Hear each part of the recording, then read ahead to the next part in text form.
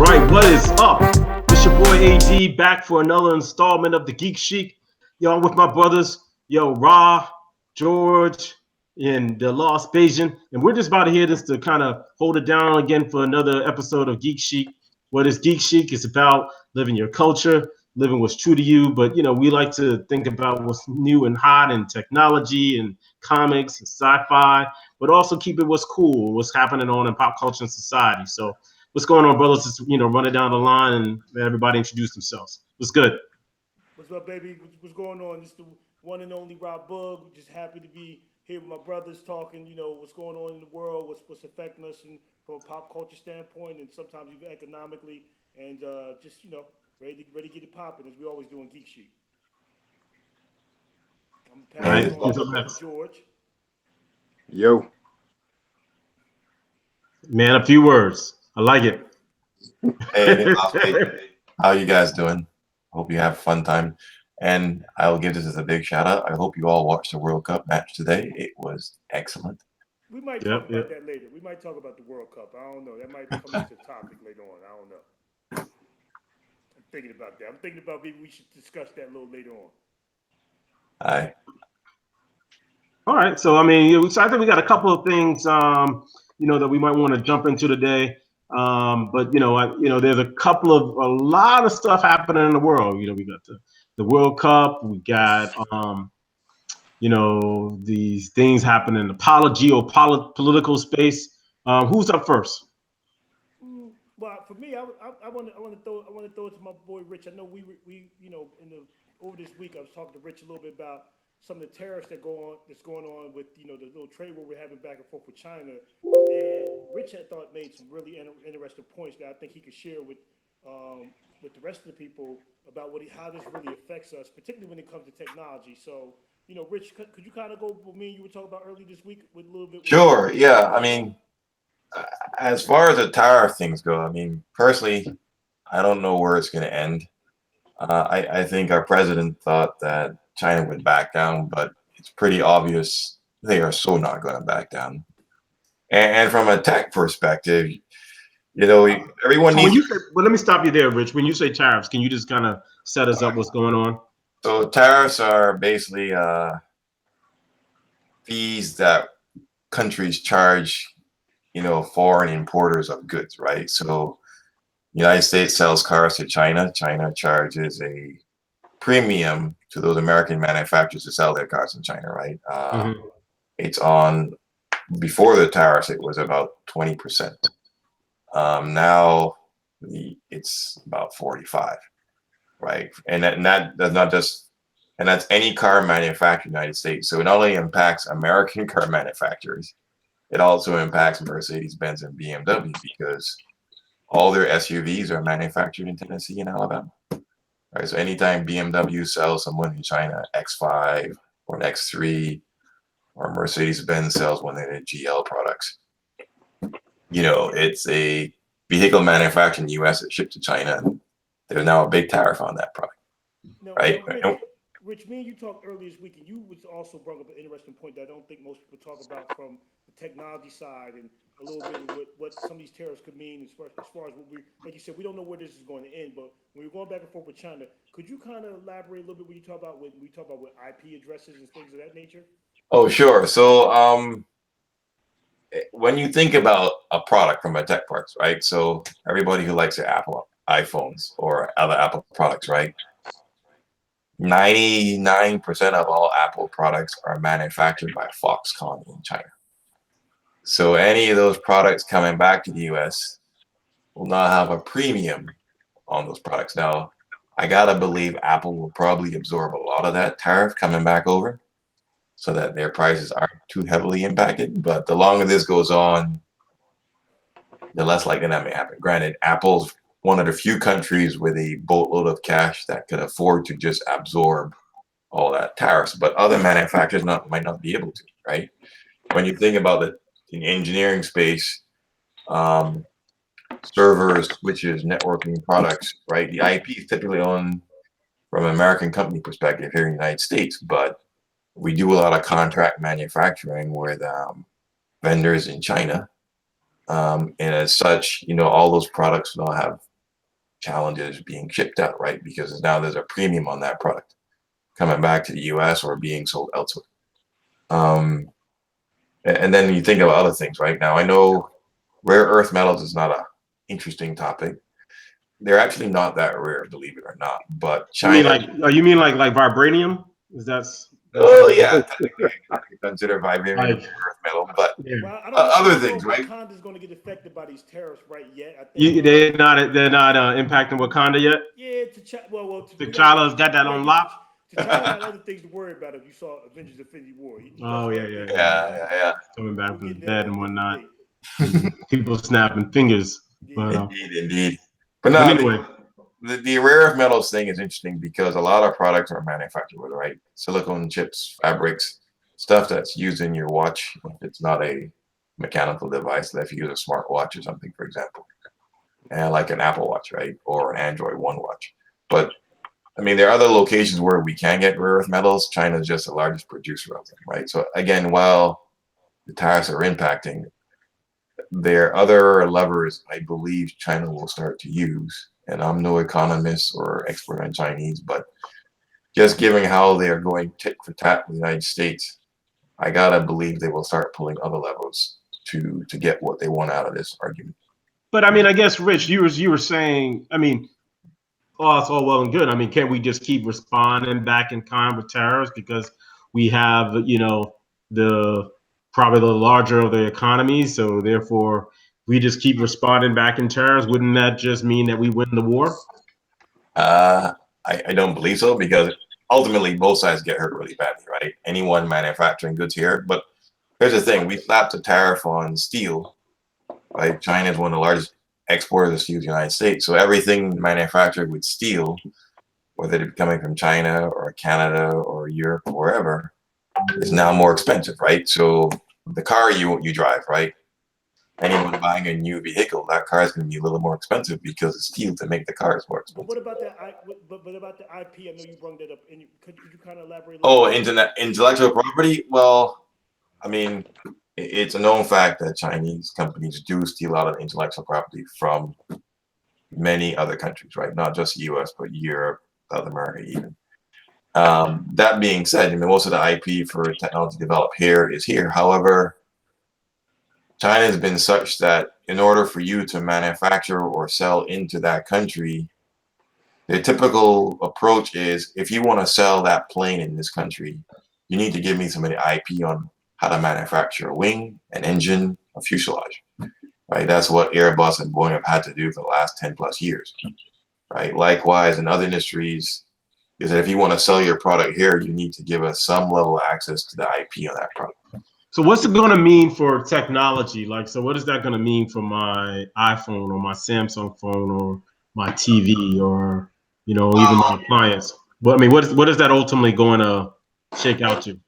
I believe prices will go up eventually, right? Manufacturers will try and absorb as much of these tariff costs as they can, but I know even BMW and Mercedes-Benz have both said that they're going to have to pass on some of the tariff costs to consumers in China because they can't absorb all of it, right? Likewise, cars here in the US will get more expensive. GM is talking about laying off more people because they won't be able to manufacture the same way they were. Again, because of the global nature of the car industry. Technology-wise, I think Apple is probably a unique instance because of their capabilities and their funding. But other manufacturers, they're probably start looking for other locations to manufacture stuff, right? There's a big push where LG and Samsung are already talking about manufacturing other locations other than China. They also do a lot of manufacturing in Korea and in Japan, but to make that demand, they were pushing into China. Now, by moving away from China, now that you manufacture outside of it, I think if you're not a U.S. government country, your products will still be able to sold into China a reduced tariff amount because the feud is really between the U.S. and China. And we'll have to see how that plays out too. But you'll see a lot of U.S. companies start looking for manufacturing locations outside of China, which may help them short term, but they may eventually lose access to the Chinese market, right? Because anything they sell into China will have a huge tariff on it. Well, you know as we're talking about with some of the stuff with technology and IP's address and stuff like that, one of the things that I know came up in the last couple of weeks have actually been a little bit about Tidal and about some of the things that's been going on there. And my brother George really kind of kept me abreast of what's going on and stuff like that. And I think it's a good transition because we're now talking about the business side of what could it mean for economy. But I want to talk a little bit about the music industry a little bit and how some of this, not really the tariffs, but how this also could affect with technology and things that's been going on. So George, could you kind of rehash a little bit what we talked about earlier with Tidal? Yeah, there's a scandal that's been brewing with Tidal, where What's Tidal, it, by the way? Tidal is a streaming service that was founded a few years back by Jay-Z, among others. It's based in, I believe, Sweden, but it's a Jay-Z vehicle. The idea is that it would be a competitor to Spotify and Pandora and other streaming services, with the twist that an artist would get properly compensated. I don't think many people realize that artists make pennies on any play that of their music. I think the royalties so far have proven to be really minuscule, unless you're moving really like tens of millions of units. Well, artists have always made pennies on music, though, George. I mean, Oh, yeah, well, the whole idea though with modern technology was that we would enter this new utopia where artists would be fairly compensated. And then the truth smacked them in the face. Is that what happened? Well, it's been smacking artists in the face for a very long time. I mean, don't forget, Prince was a pioneer, may he rest in peace, in this area. He dealt with so much garbage from Warner Brothers. Remember the period where he was the artist formerly known as. Yeah, he became a symbol. Get that money back. He went with the symbol. He wrote "slave" on his face and all that. Well, he released Emancipation via the internet. And I remember hearing him say that he made more money off Emancipation than any album previously. That included Purple Rain, 1999, Sign of the Times. Now, was it hyperbole? Possibly. But he was trying to cut out the middleman, but ultimately he didn't, it wasn't a viable model for him. He wound up doing partnerships with record labels as far as distribution and marketing went. Well, I mean, there's a lot of reasons why you should make more money. Middleman, can you do that when so much of what the middleman does, what you really need, is for the distribution part?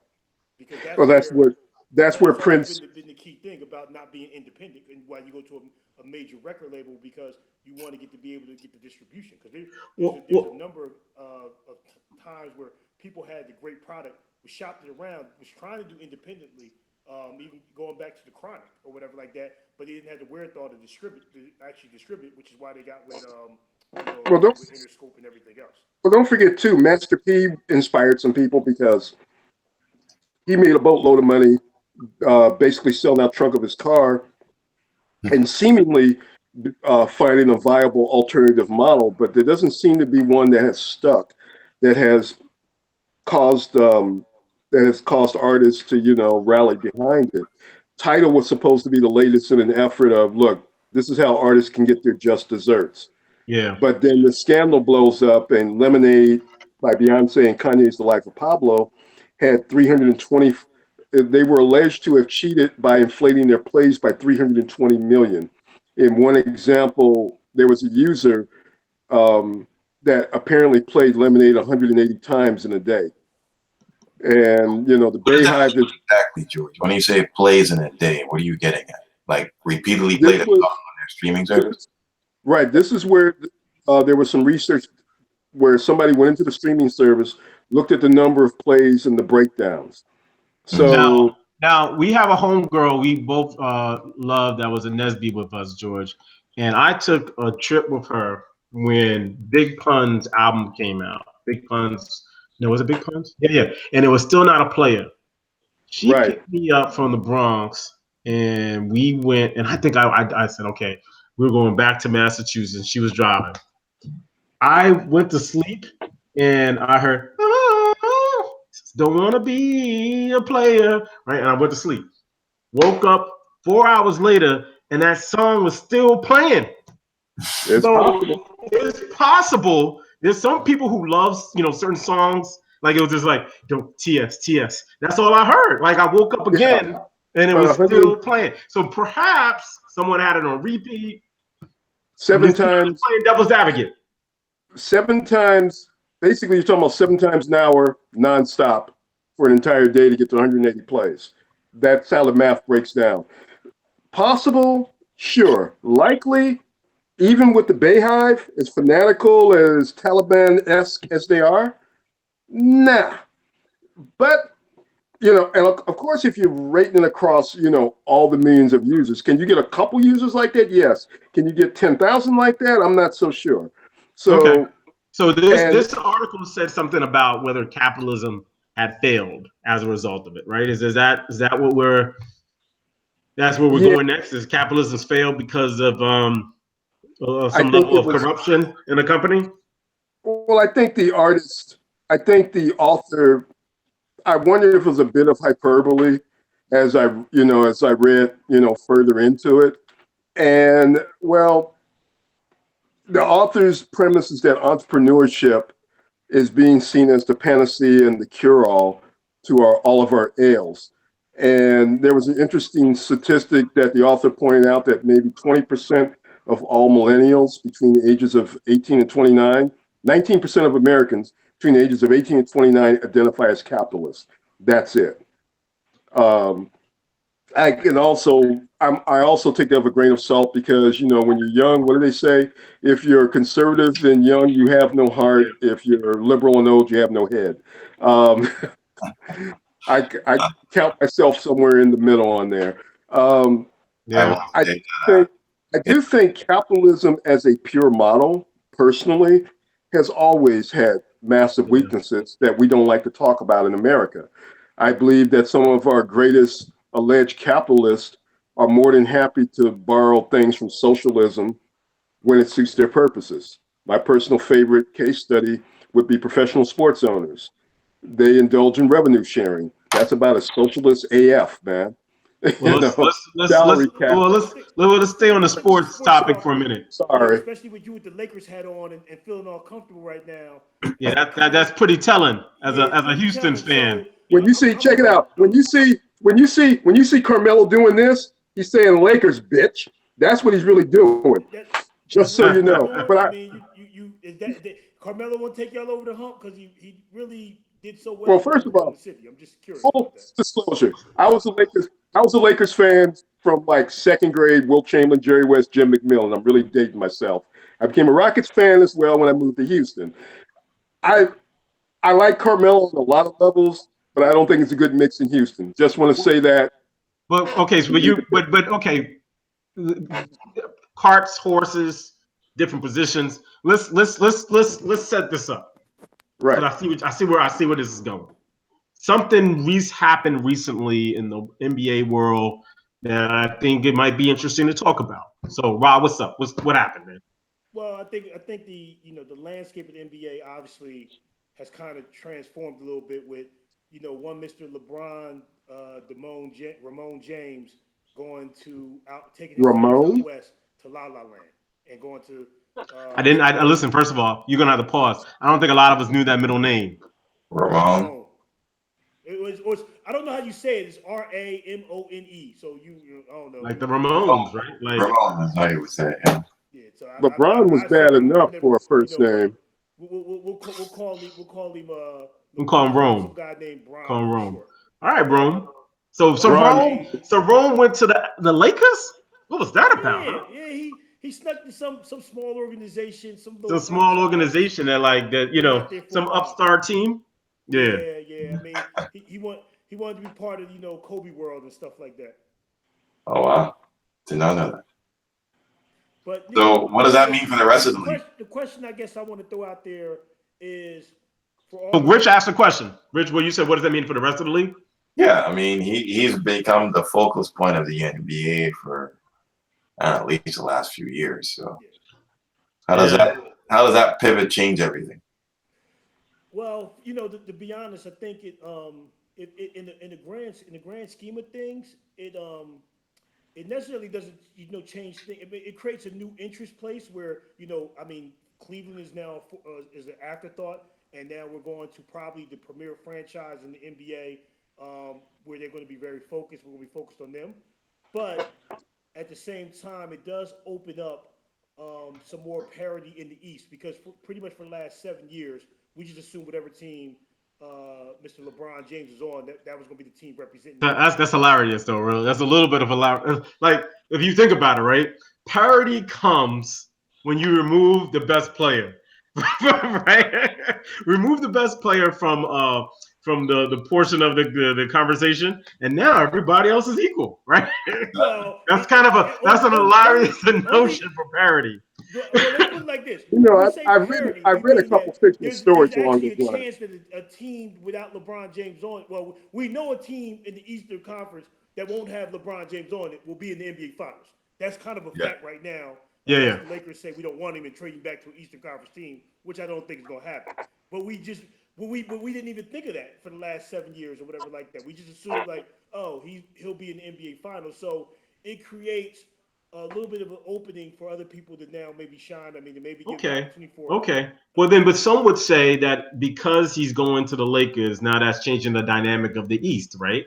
Or rather, better yet, it's changing the dynamic of the overall association where everything is, shifting to the West, right? So now the West is more dominant. It shifted to the West 20 years ago when Michael Jordan left the Chicago Bulls and hit that 20-footer on Brian Russell in 1998. I mean, where he pushed off. The last 20 NBA. You pushed off, George?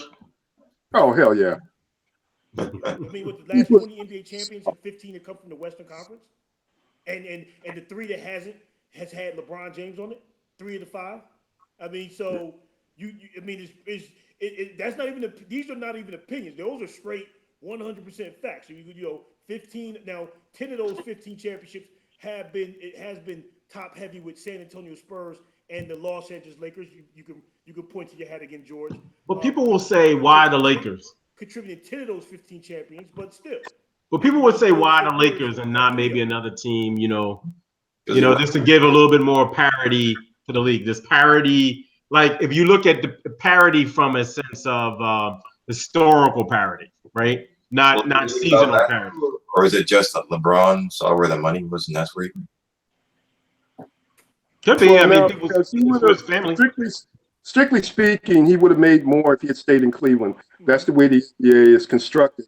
I think one thing that the NBA didn't anticipate, they developed a salary structure that was predicated on player greed. You can make the most amount of money if you stay put. If you leave, you can leave, but you got to lose $40 million, depending on the level player you are. Well, the more and more players have said, okay, I'll take the hit short term, but I'm going to go where I want to go. To your point, I want to say this to Adon. When we talk about parity, whether it's enforced mediocrity, which sometimes I think the NFL is, by the way, or we're talking about just having an equal number of strong teams in both conferences, that's not the player's responsibility. That's management. We're trying to build, Yeah. I'm gonna give you guys. But people will argue. I'm gonna give you guys a historical fact. The most parity ever in the NBA was in the 1970s.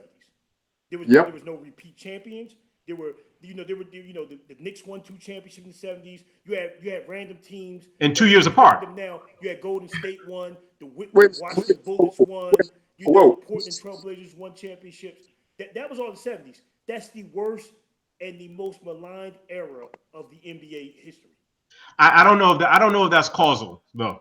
I think there's just 2 different distinct things. I don't know if it's causal because it was more parity and because that was the worst era.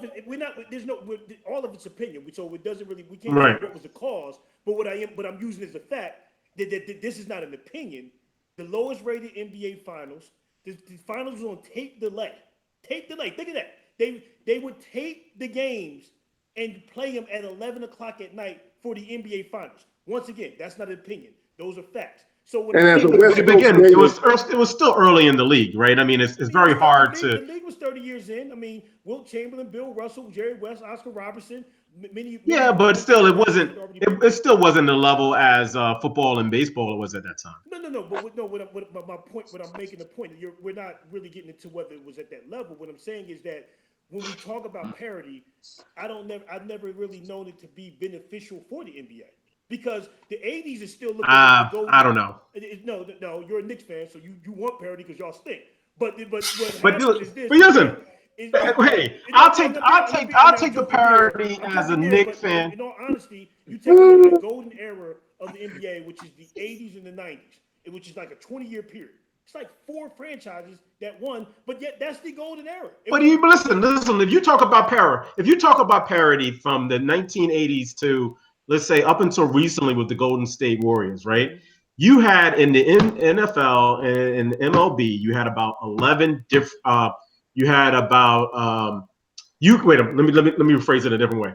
Between 80 and about, I think it was 20, and my date might be off by a year or two. I think it was 2012 or 2012 or 2010. Mm-hmm. You had about 10 teams within the NBA that won championships. Exactly. Well, up until Golden State. Yeah. And then that changed, that changed the ramifications, right? It was like 10 or 11.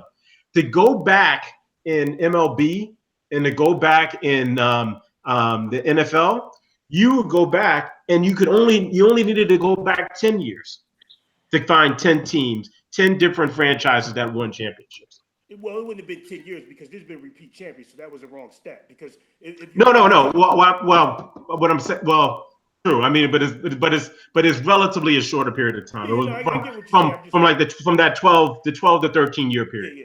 Well, no, and by the way, we're not arguing who has more parity, who doesn't. What I'm saying is, has it ever hurt the NBA?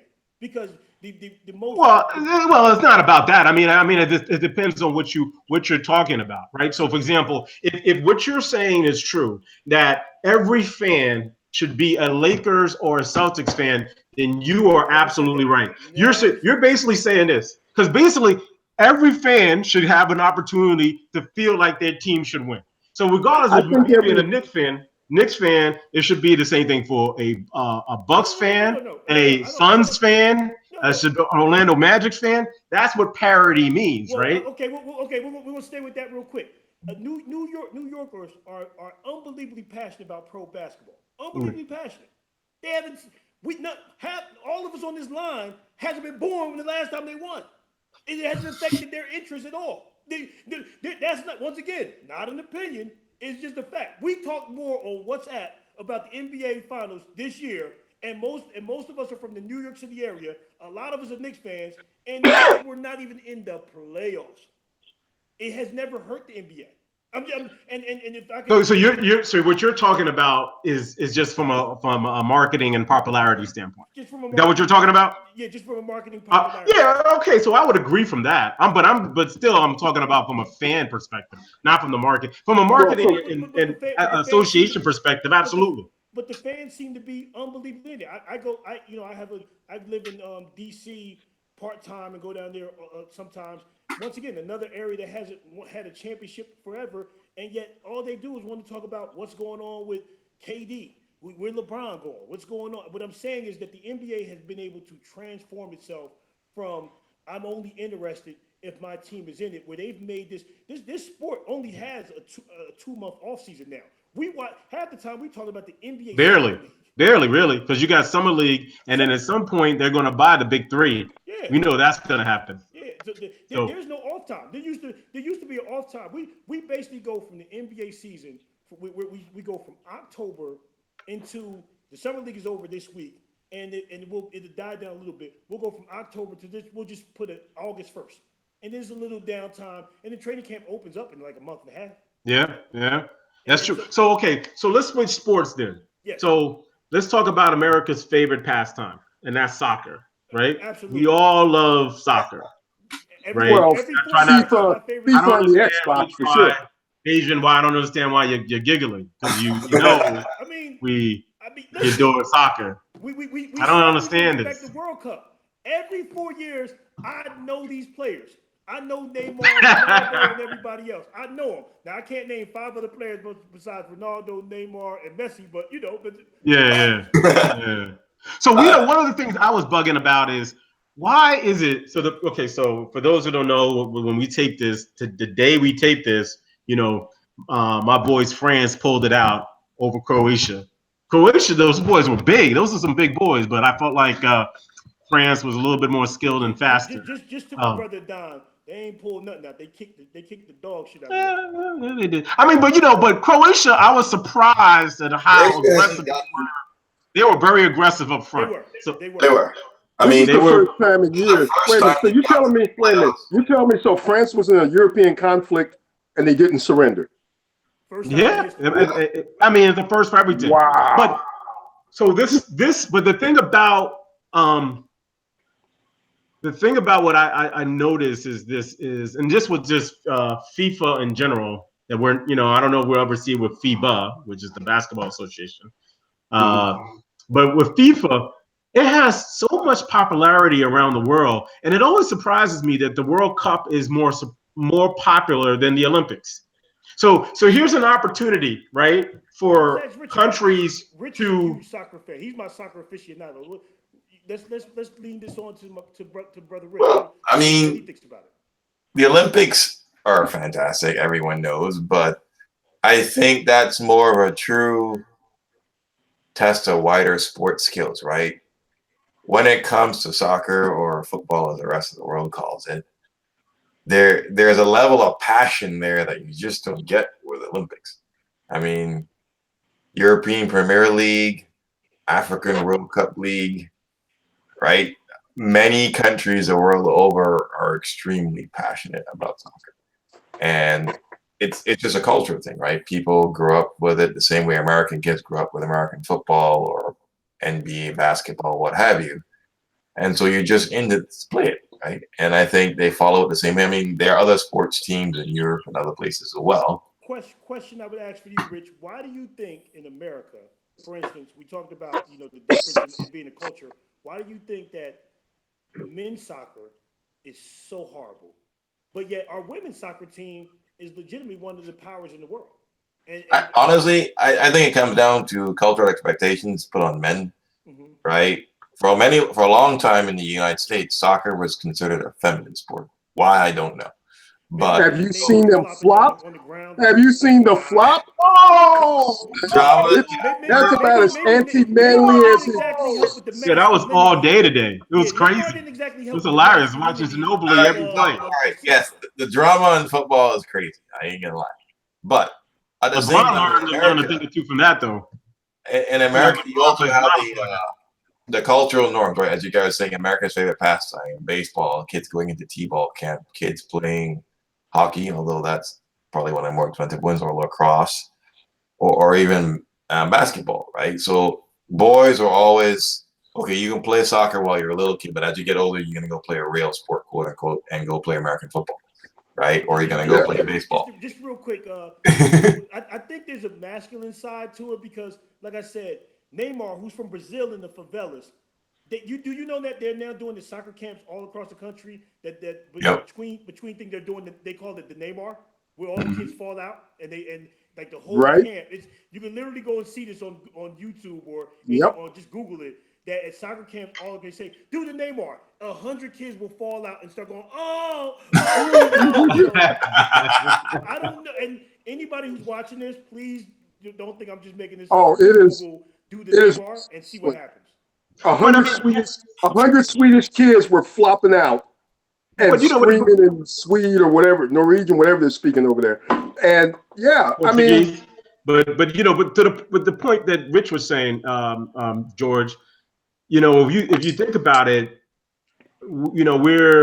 I thought, and this is from my understanding, if you think about the 70s and 80s, it was all about in America taking your kid to Little League, right? And you were going to put your kid in Little League.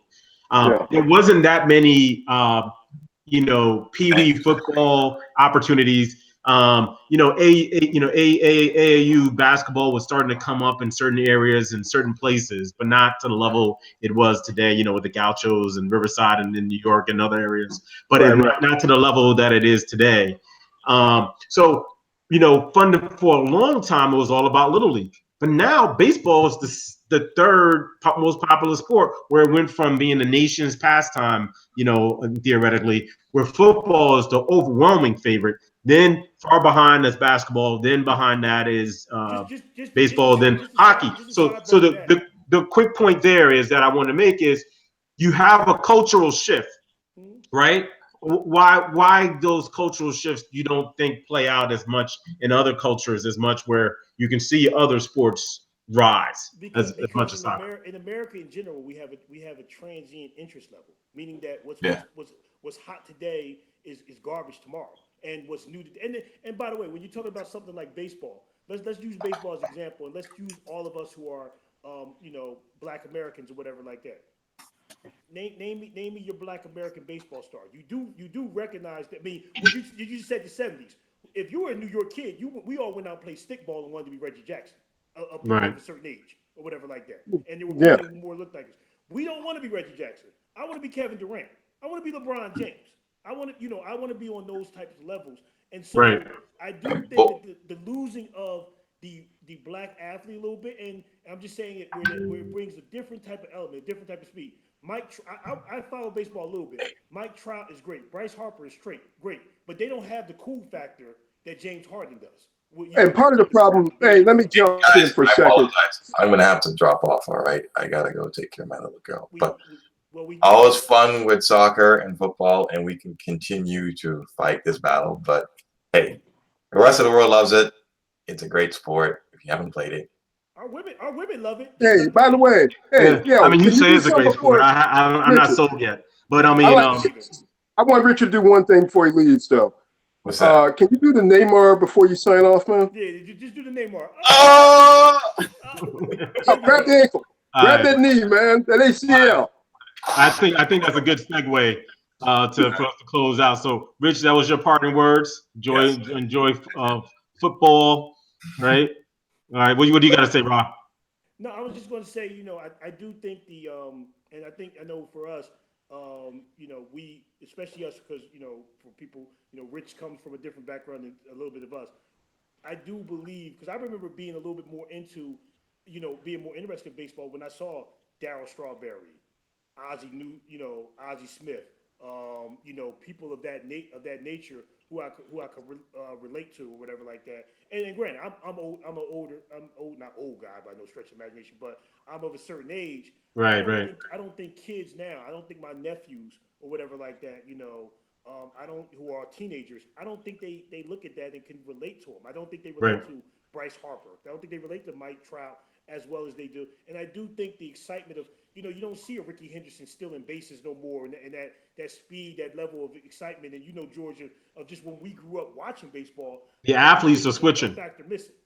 And that was the thing. I grew up worshiping Dave Winfield as a San Diego Padre. Yeah. Now I'm totally dating myself. Dave Winfield was drafted in 4 sports. Ricky Henderson was an all-city running back. Mm-hmm. And something that you pointed out, Adon, that the bulb just went on in my head. Baseball fights cool. The unwritten rules. Don't show up the pitcher. Don't take too long running around the bases. Don't run too quick. Don't run too slow. Don't flip your bat. I mean, and the funny thing is, Black Latino players bring the style and flair, and there's a fight every month because it's like he stared at the plate. One of the coolest, funniest, I don't give a you-know-what moments in the last 5 years was when Jose Bautista hit a clinching home run for the Toronto Blue Jays. Look it up on YouTube, and does this epic bat flip. He takes the bat and goes, "Get this shit out of here. I have no further use for this bat. We have clinched the pennant." And people were split 50-50. They loved the moment or they wanted him dead. That team the next year. The first game that he faced that team the next year, he got into a fight at second base. Yeah, they were gunning for him. They've been throwing at him ever since. From that long. Yeah, so there is cool, but baseball goes out of their way to suppress any level of cool, any level of true individualism. Well, And they haven't. The problem. One of the reasons that baseball has fallen to number 3 is that their fan base. They're not growing their fan base. Their fan base is dying. What's the average age of a baseball fan, George? I know we talked about this. I believe it's roughly 54 to 56 years of age. It's the oldest average age of a fan base of the major by far. sport. Perfect example. Just the difference in the NBA level. I'm in DC at my. I'm talking to my nephew, and I'm having him set up a game to play a Don in NBA 2K. They couldn't do it, but we were sitting up there. You know, with AD, we were going back and forth of trying to get them to set up a game. It's just cooler with the other sports. It's a cool factor that I think. And going back to the initial question, I think as we talk about with anything, it's just like our genre in music. You know, music has changed, things, stuff like that. As Americans, we're just by nature a transitional society. That interest level will lay. I mean, sports will have a 20-year run, but things have changed. I mean, they actually had a debate on the Michael Kay show on ESPN. Is how much longer? This is a true story. And they said how much longer before NBA catches the NFL, and how close is the gap now? The NFL is still the number 1 sport, but they were saying if you condense the NBA season, which they can't do because of the salaries, condense the NBA season to 20 games, would they be more popular than the NFL? I mean, that's a different topic, but it goes to show you that's an unheard of conversation 20 years ago. Even at the height of Michael Jordan, that was an unheard of. And the one thing the NBA has always embraced was their individual stars. They've always realized that no matter where they ranked, the most popular athletes in this country for the last 35 years have always been NBA players. Magic Johnson, Larry Bird, Michael Jordan. You know, I mean, it rotates, but they were holding the title for years. The last 12 years was LeBron James. And part of it is basketball can be a very intimate sport. Yes. You're not wearing a helmet.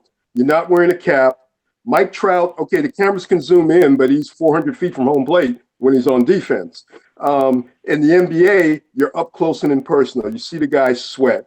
You see the guys have a conversation. If you listen closely to parabolic mics, you can even hear occasional profanity or guys yelling at each other or calling out switches. So all of those things lend to personalizing the game. And like you said, they've embraced individuals and they've embraced personalities. Charles Barkley was allowed to be pretty much Charles Barkley within reason, right? Jordan, LeBron, you can go on up and down the list. And also the NBA, and this is where the older fans get left behind, the NBA does embrace a form of multiculturalism. You know, one of my favorite players of all time is Steve Nash from Canada, who brought actually a soccer/hockey sensibility to playing point guard. Think of the number of times he would go down the floor, he couldn't get the layup, couldn't kick it out, and he would go under the backboard like a hockey player going behind the net to set up a teammate, right? He had his own flair and his own style, and it was embraced. Then you get a guy like Dirk from Germany, or Kobe, who to me is the greatest foreign player ever. Yeah, he went to Lower Merion High School. His game was forged in Italy. He grew up a black man in Italy with an Italian European sensibility, and then he, merged. Well, just to give you the difference of the things the NBA do every year. This will be coming up next month. Every year they do NBA stars versus Africa versus people with African descent or heritage NBA game in South Africa. You know, so like last year it was like all the people like the Greek Freak, Victor Oladipo, people of that, because people don't really realize how many people are Nigerian or example, and they play other NBA stars or whatever like that, and they do a benefit game in South Africa where Dikembe Mutombo is kind of the ambassador for Africa. It's just things like that just makes it so much more inclusive. And remember when it was just Hakeem, then Dikembe? Yeah. And then that was pretty much it. Yeah, and by the way, that number on parity on the MLB for the last couple of years is 14 years for 10 teams. 14 years. And for the last 10 years. This. There was something you said that I just wanted to touch on. When we talk about cultural shifts, seldom is it a light switch moment where one day we're down with football, next day we're down with basketball. Football started growing in the 60s. Television really helped the NFL. We talk about, if you go back to the 1958 title game, the so-called greatest game ever played, Baltimore and the Giants, right? The Giants were the first super media team because they were highlighted by television. Sam Huff, Frank Gifford, so on and so forth. In the 60s, they grew that. Jim Brown, right? The Packers with Lombardi, the Lombardi sweep, NFL films, modern technology of the 60s, and the media pushed football deeper into the consciousness of America. Meanwhile, baseball was slowly losing ground. I mean, I think it peaked in the 50s and 60s. You had the perfect blend of talent and not too many teams sticking it out, and integration had fully taken hold. Black players had really, let's be honest, Black players and Latino players, the top shelf talent had rooted out the mediocre white players. Yeah. Well, So, also too, remember your aspiration as a young black athlete was you had two aspirations: either to be a major league baseball player or to be a world champion boxer. Those are the two main sports. I mean, and you take a look at our historical greatest black players. The majority of them come from that era before football and basketball really became popular. When you talk about the Hank Aaron's, the Willie Mays, and those guys of that era, I mean, you subsequently had it years later with a couple King Griffey, Barry Bonds in there. But if you were to rank probably the best 15 to 20 African American baseball players, I guarantee you that a good portion of them, Bob Gibbons and all those guys, would come from that 60s to 70s era when baseball was still at the top of the food chain. Well, Bob Gibson played for the Globetrotters. Jim Brown was offered a lot of money to be a professional boxer. Jackie and he Robinson went was an All-American football and basketball player. You said right. that. Baseball was his fourth best sport. Yeah. But that was the one where he could make the money. That's the only way he could make the money. It was the people don't even understand. It was his fourth best sport, and that was the only way he could make money. But you know what? We can go on, and we'll go on this forever and a day. But I'll say, keep it condensed. We kind of gave a little history lesson along with some opinions. True that. True that. Once again, always here with my brothers, always having fun, always enjoying, always getting educated myself and learning and stuff like that. So I want to pass it to my brother AD. Final words, closing remarks. What you think, bro? Yeah, bro. Good discussion today. I think we started off with talking about those tariffs and talking about how Tidal is doing this thing and or maybe not doing this thing, and having a going about what's going on in the cultural moments of the sports. So, good convo. We'll see where things take us, and we can survive this. Know what's happening here with the administration and whatnot. But it's all good. But you think they're gonna hit us with a tariff for the next Geek Chic program? I mean, I think they might. I've been hearing about it. I've been hearing somebody was saying it was fake. Somebody was calling it fake news. So somebody out of the UK said that we could get hit with a tariff, but we're gonna come through. For all our people to make sure we ain't gonna charge y'all though. So it's all good. All right. Well, listen. Same back time, same back channel, or maybe it's a different time, but same channel. And we'll see y'all next time on the Geek Chic. Peace. Peace. Peace.